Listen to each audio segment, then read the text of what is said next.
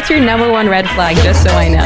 It's honestly very specific. You sure you want to hear it? Yeah. Okay, you asked for it. My number one red flag in a woman is when a woman plays Fortnite. Username Lovely Low, 5'4", built like a door, cause shorty got no cake, no knockers, and no face, which is crazy, cause I don't know how you miss on all three. Then tries to cover up all that midness with some goofy ass purple glasses, and all she really ends up looking like is the mom from Inside Out. And to make it even worse, which I didn't even know was possible, tries to take all that garbage and put it in front of a camera for people to see.